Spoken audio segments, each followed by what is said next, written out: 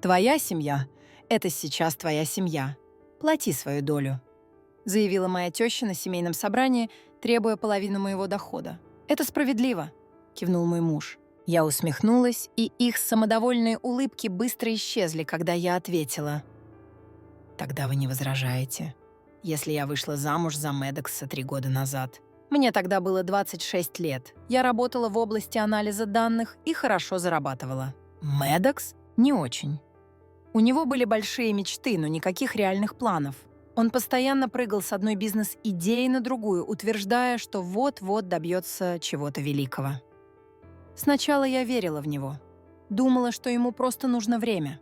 Оказалось, ему нужен был спонсор на полную ставку, и я была достаточно глупа, чтобы сыграть эту роль. 3 года я платила почти все счета. Аренду, продукты, страховку, там все на мне. Медокс вносил вклад, когда мог, а это случалось редко. Его родители, особенно мама Кэрол, всегда находили для него оправдание. Он просто ищет себя. Некоторые люди добиваются успеха дольше. Ты должна поддерживать своего мужа.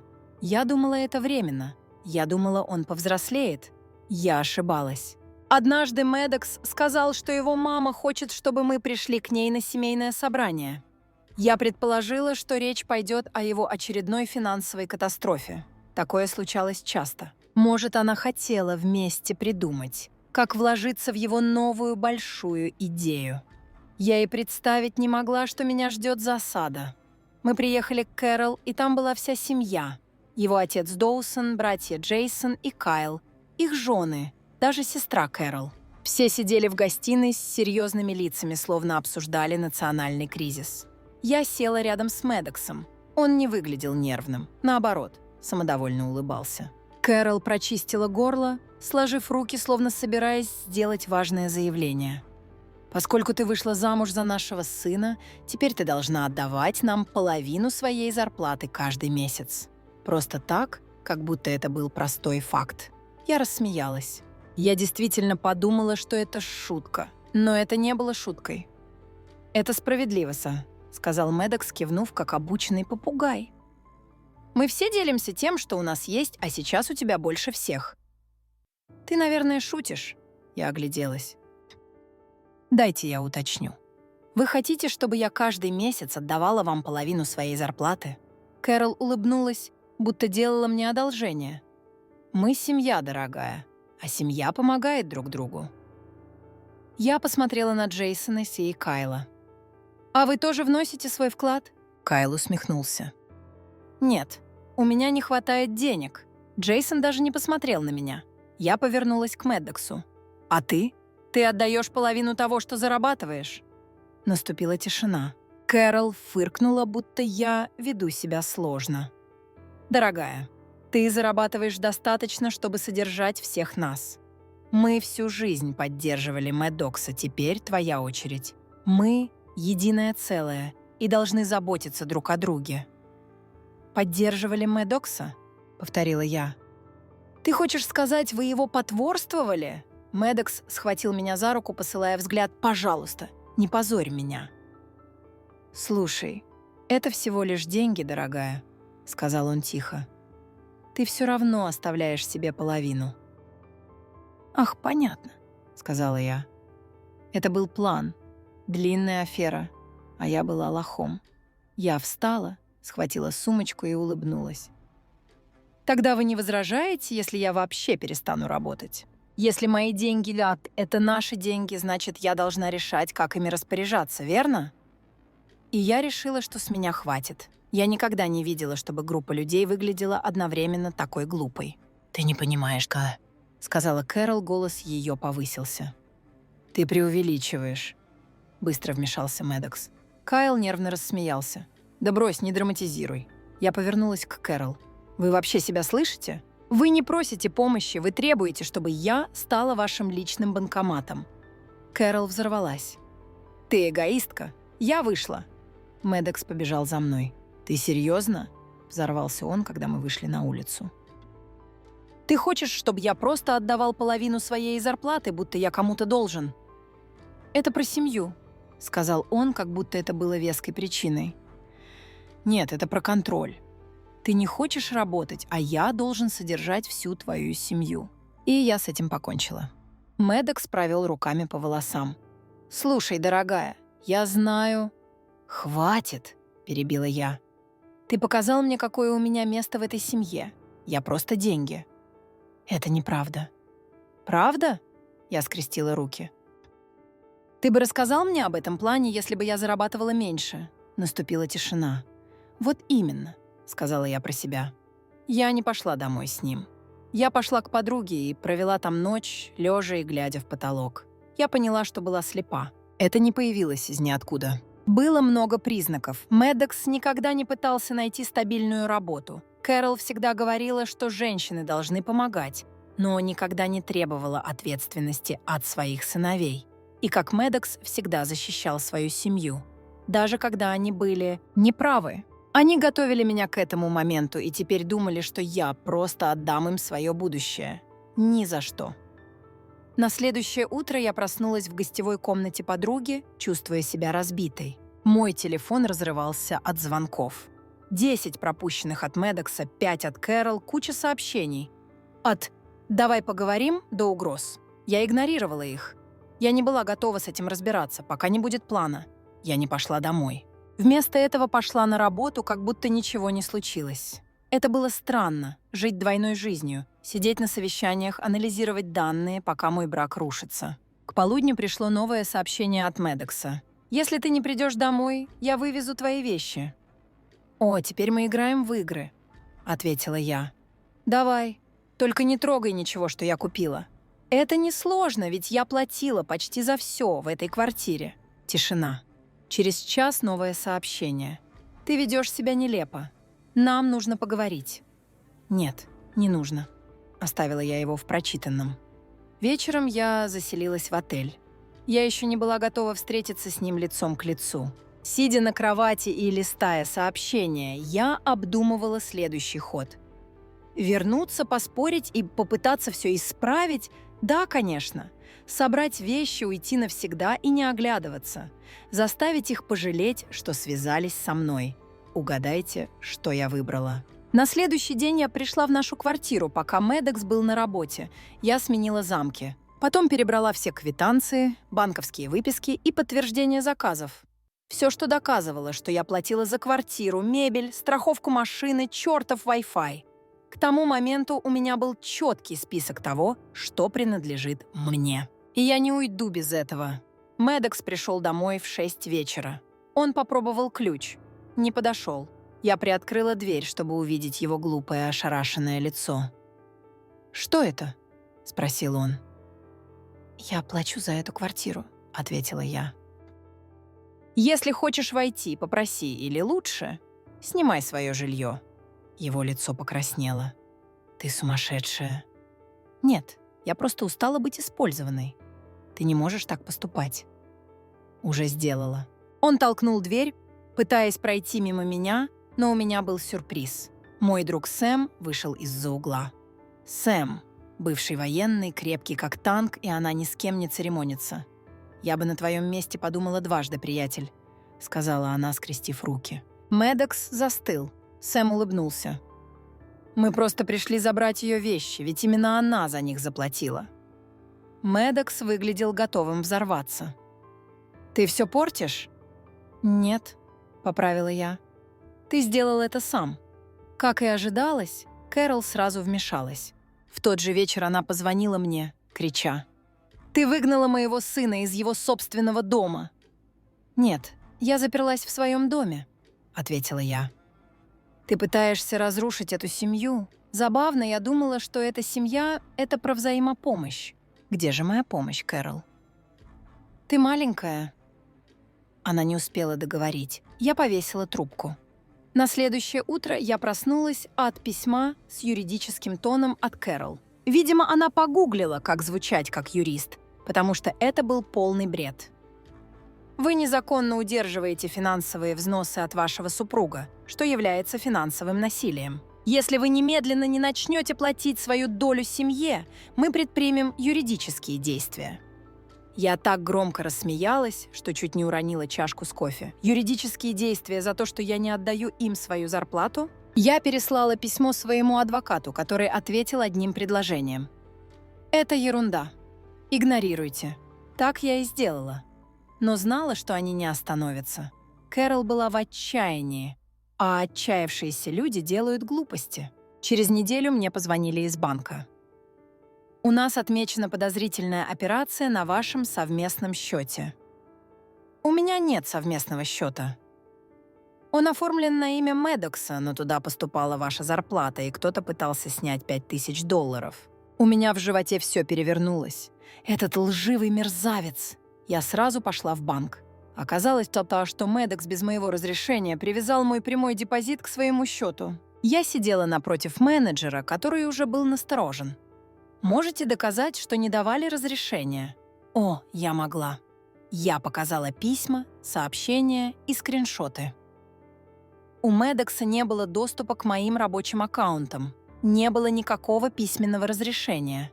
Это было мошенничество. «Хотите заявить о краже личности?» — спросил менеджер. Я улыбнулась. «Да, хочу». Когда Медокс узнал, что я заморозила счет и подала заявление о мошенничестве, он взбесился. «Ты меня погубила!»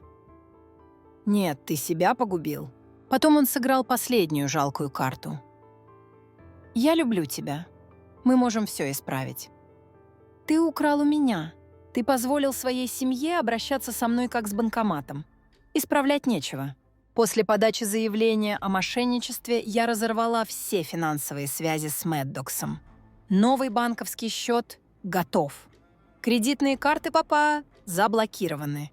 Прямой депозит изменен. Медокс официально остался сам по себе. Я ожидала больше сообщений, угроз, возможно, истерик. Но я не ожидала того, что случилось дальше. Через неделю после того, как я выгнала Медокса, я получила письмо по почте. Это были документы на развод, но что-то было не так. Во-первых, я еще не подавала на развод. Во-вторых, в документах был финансовый договор, с которым я никогда не соглашалась. Я должна платить Медоксу $2500 в месяц в качестве алиментов, покрывать его медицинскую страховку и отдавать половину своих сбережений. Я уставилась на бумаги. Это что, шутка? Ни один адвокат не стал бы составлять такой однобокий документ, если только Медокс и Кэрол не подделали его. Я позвонила в суд. Записи о подаче заявления на развод не было. Они подделали документы. Я написала Медоксу. «Хорошая попытка. Эти бумаги пора подделка». Ответа не последовало. Тогда я сделала то, что сделала бы любой здравомыслящий человек. Отнесла документы настоящему адвокату. Как только он их увидел, рассмеялся. «Это не просто подделка, это незаконно. Они думали, что вы не проверите?» Похоже, да. С помощью адвоката я подала иск против Медокса и Дэй Кэрол за мошенничество и попытку финансового принуждения.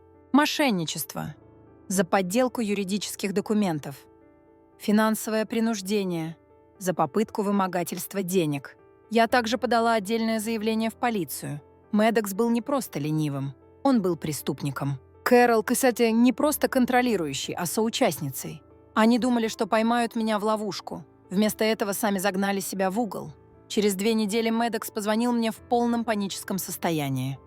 «Тебе нужно снять обвинение». Почему я должна это делать? Полиция пришла на мою работу. Меня допрашивали при начальнике. Может, тебе не стоило заниматься мошенничеством? Медокс никогда не сталкивался с настоящими последствиями. Кэрол всегда его выручала, но на этот раз никто не мог помочь. Кэрол попыталась. Она пришла на мою работу, ворвалась в холл и начала кричать, что я разрушаю жизнь ее сына. Охрана вывела ее. Последние слова перед тем, как ее увели. «Ты пожалеешь об этом». Она была права, потому что то, что она сделала дальше, изменило все. Через неделю после ее срыва мне позвонил незнакомый номер. Это был арендодатель Медокса. «Звоню, потому что понимаю, что вы финансово отвечаете за аренду Медокса». «Нет, я не отвечаю». «Странно. Ваше имя указано как созаемщик в договоре аренды». «Что? Я никогда ничего не подписывала для квартиры Медокса. Значит, он или Кэрол снова подделали мою подпись. Я попросила арендодателя прислать копию договора. И правда, моя подпись там была, Но это была подделка. Кэрол ее подделала. Это было не просто мошенничество. Это была кража личности.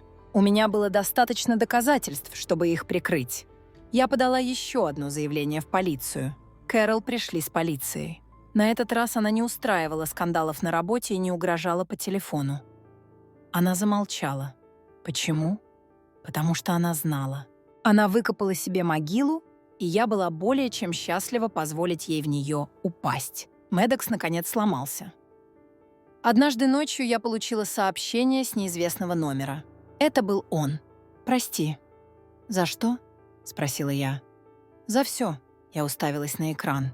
Я должна была что-то почувствовать, но не почувствовала, потому что знала, это не настоящее сожаление. Медекс не сожалел о своих поступках. Он сожалел, что его поймали, и я, наконец, была свободна. После жалкой попытки Медекса извиниться, я поняла, что дело близится к концу. Обвинения в мошенничестве против него и Кэрол находились на стадии расследования. Полиция уже допросила обоих, и дела шли плохо. Очень плохо. Кэрол, которая много лет контролировала всех вокруг, теперь была в панике. Она была не так могущественна, как думала. Медекс же падал все глубже. Потом произошло самое большое открытие. Однажды вечером я сидела на диване и просматривала почту, когда пришло новое письмо. Тема: «Срочно! Тебе нужно это увидеть». Письмо было от женщины, которую я не знала. «Привет, не знаю, помнишь ли ты меня, но я встречалась с Медексом несколько лет назад. Я только что узнала обо всем, что происходит, и думаю, тебе нужно кое-что знать». В приложении были скриншоты переписки Медекса и Кэрол, банковские выписки с платежами под пометкой «Возврат займа маме», юридический документ с моей поддельной подписью и, что хуже всего, контракт с моим именем, в котором я обязуюсь финансово поддерживать Кэрол в течение 5 лет. Документ был датирован до того, как я вышла замуж за Медекса, что означало: это был их план с самого начала. Я была не женой, я была пенсионным планом, я не писала Меддоксу, не звонила. Я сразу пошла к Кэрол. Когда она открыла дверь, ее фальшивая улыбка сразу исчезла. «Тебе нужно уйти». Но я вошла. «Хочешь объяснить это?» — сказала я, показывая телефон. Ее глаза метнулись к экрану. Сообщение, контракт, доказательства. Она сглотнула. Впервые она выглядела нервной. «Не знаю, что ты думаешь, да что нашла, но прекрати играть роль, Кэрол», — резко сказала я.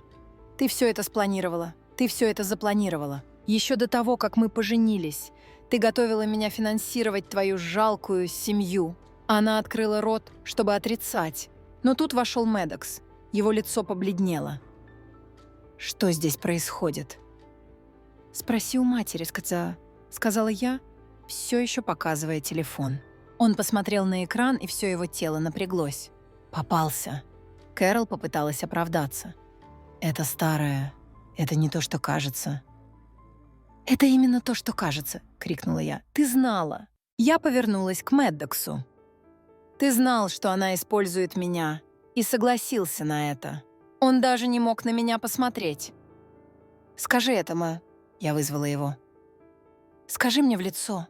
Скажи, что ты не знал». Наступила тишина. Это было все подтверждение, которое мне нужно было. «Ты лжец, мошенник и трус».